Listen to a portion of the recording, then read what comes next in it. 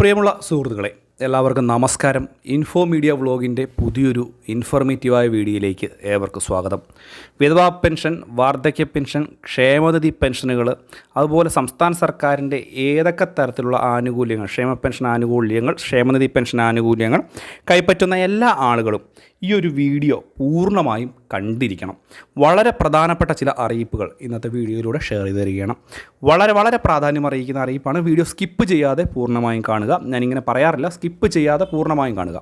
നമുക്ക് വിശദമായിട്ടുള്ള അറിയിപ്പ് നോക്കാം. ചാനൽ ആദ്യമായിട്ട് കാണുന്ന സുഹൃത്തുക്കൾ ദയവായി നമ്മുടെ ചാനൽ ഒന്ന് സബ്സ്ക്രൈബ് ചെയ്ത് വെക്കുക. ഫേസ്ബുക്ക് വഴി വീഡിയോ കാണുന്നവർ ഫേസ്ബുക്ക് പേജ് കൂടി ഒന്ന് ഫോളോ ചെയ്യുക. സാമൂഹ്യ സുരക്ഷാ ക്ഷേമ പെൻഷനുകൾ വർദ്ധിപ്പിച്ചു. 2000 രൂപയിലേക്ക് എത്തി. തുക കറക്റ്റായിട്ട് വിതരണം ചെയ്യുന്നു. കുടിശ്ശികയുള്ള തുക പൂർണ്ണ അളവിൽ വിതരണം ചെയ്ത് അവസാനിപ്പിച്ചു. മാത്രവുമല്ല, അടുത്ത വർഷം ഈ ഒരു സാമ്പത്തിക വർഷത്തിൽ ബഡ്ജറ്റിൽ തുക വർദ്ധിപ്പിച്ചിട്ടില്ല. അത് മറ്റൊരു കാര്യം. നമുക്ക് ക്ഷേമ പെൻഷനുമായി ബന്ധപ്പെട്ട് ശ്രദ്ധിക്കേണ്ട ഒരു കാര്യമെന്ന് പറയുന്നത്, സംസ്ഥാന സർക്കാർ കടമെടുത്തുകൊണ്ടാണ് തുക വിതരണം ചെയ്യുന്നതെന്നറിയാം. ഈ അടുത്ത സാമ്പത്തിക വർഷത്തേക്കുള്ള തുക പൂർണ്ണ അളവിൽ തന്നെ സംസ്ഥാന സർക്കാർ ബഡ്ജറ്റിൽ അനുവദിച്ചിരിക്കുന്നു എന്നുള്ളതാണ് ഇതിനകത്ത് ഏറ്റവും പ്രധാനപ്പെട്ട കാര്യം. അതുകൊണ്ട് തന്നെ തുക മുൻപേറായിട്ട് തന്നെ, അടുത്ത അവസാന ആഴ്ചയിലേക്ക് പോകാതെ മുൻപേറായിട്ട് തന്നെ തുക നമ്മളുടെ ബാങ്ക് അക്കൗണ്ടുകളിലേക്ക് എത്തും, കൈകളിലേക്ക് എത്തും. കൂടാതെ ചില വിഭാഗം ആളുകൾക്ക് തുക വർദ്ധിപ്പിച്ചിട്ടുണ്ട്. ആശ്വാസം എന്ന് പറയുന്ന സ്കീമിൽ ഉൾപ്പെടുത്തി രോഗികളായിട്ടുള്ള ആളുകളുടെ കൂടെ നിൽക്കുന്ന ആളുകൾക്ക് 400 രൂപയുടെ വരെയൊക്കെ ഇൻക്രിമെൻറ്റ് അല്ലെങ്കിൽ തുകയിൽ പെൻഷനിൽ വർധനവ് ഉണ്ടായിട്ടുണ്ട്.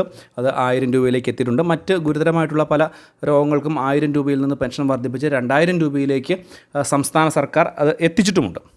അപ്പോൾ നമ്മൾ മനസ്സിലാക്കേണ്ട പ്രധാനപ്പെട്ട കാര്യം, സാധാരണ ക്ഷേമ പെൻഷൻ എല്ലാവർക്കും 2000 രൂപ ലഭിക്കുമ്പോൾ ഒരു വിഭാഗം ആളുകളുണ്ട്.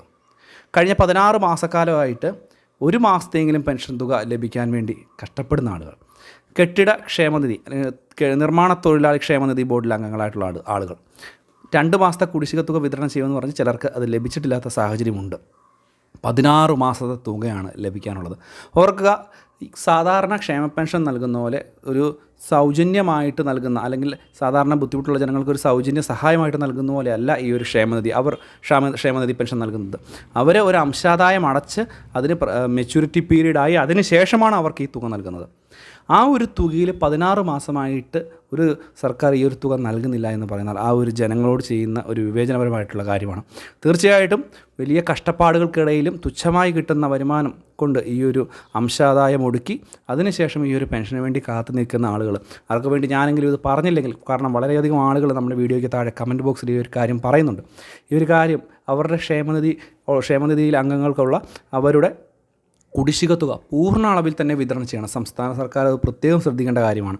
കാരണം ഇത് അവർ കഷ്ടപ്പാടും കഴിഞ്ഞിട്ട് മിച്ചമുള്ള ഒരു തുകയാണ്. അവർക്ക് വയ്യാതിരിക്കുന്ന സമയത്ത് അവർക്ക് ഭാവിയിലേക്ക് വേണ്ടിയുള്ള ഒരു ആനുകൂല്യമാണ് ഈ ഒരു പെൻഷൻ. അതവർക്ക് നൽകാൻ സാധിക്കുന്നില്ല എന്നുണ്ടെങ്കിൽ തീർച്ചയായിട്ടും നിങ്ങൾ അതിനെക്കുറിച്ച് ഗൗരവപരമായിട്ട് തന്നെ ചിന്തിക്കേണ്ടി വരും. വീണ്ടും ഇലക്ഷൻ വരുന്ന സമയം കൂടിയാണ് എന്നുള്ളൊരു കാര്യം ഒന്ന് പ്രത്യേകം ശ്രദ്ധിക്കുക. കാരണം ഇലക്ഷൻ്റെ സമയത്തായിരിക്കുമല്ലോ ജനങ്ങളെ പരമാവധി കയ്യിലെടുക്കാൻ വേണ്ടി വാഗ്ദാന പെരുമഴകൾ നൽകുകയും അല്ലെങ്കിൽ പറ്റുന്നത്രയും ആനുകൂല്യം, സാമ്പത്തികമായിട്ടുള്ള ആനുകൂല്യങ്ങൾ കടമെടുത്തുകൊണ്ട് ആണെങ്കിൽ പോലെങ്കിലും ഈ തുക വിതരണം ചെയ്യുന്നത്. പരമാവധി കടമെടുത്തുകൊണ്ട് വിതരണം ചെയ്യുന്ന രീതിയിലാണെങ്കിൽ പോലും ഈ ഒരു തുക കൂടി ഒന്ന് കൊടുക്കാൻ ഗവൺമെൻറ് അധികാരികൾ ശ്രദ്ധിക്കേണ്ടതിൻ്റെ ആവശ്യകത വളരെ കൂടുതലാണ്.